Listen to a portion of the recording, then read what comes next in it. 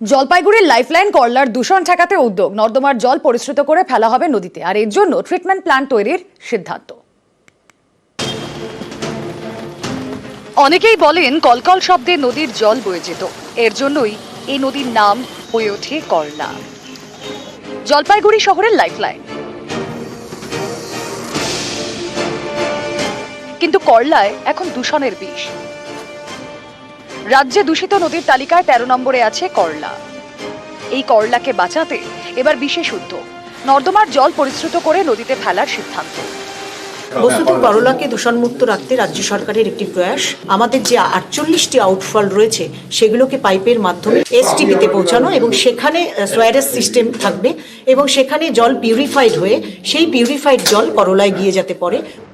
জলপাইগুড়ির 25টি ওয়ার্ডে নর্দমার জল মিশিয়ে করলায় ঠিক হয়েছে নর্দমার জল পরিশ্রুত করে করলায় ফেলা হবে।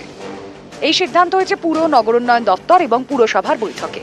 সেখানে ছিলেন সেচ দপ্তরের আধিকারিকরাও।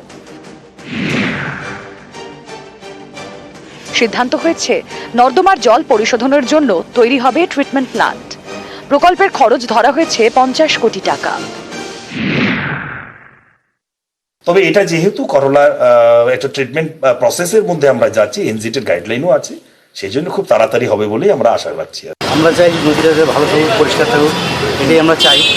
কিন্তু মিউনিসিপ্যালিটি কথা করবে, তারা করে যাচ্ছে, কিন্তু মানে পাবলিক সেটা শুনছে না। আজকে একটা পদক্ষেপ গ্রহণ করা হয়েছে সরকারের তরফ থেকে, আমরা সরকারকে সাধুবাদ জানাচ্ছি এবং আমাদের যে দাবিগুলো, সেই দাবিগুলো যে করলাকে যেভাবে পরিশোধিত করা দরকার সেটা যেন করা হয়, এই দিকটা একটু দেখতে বলবো, সরকারকে অনুরোধ করবো।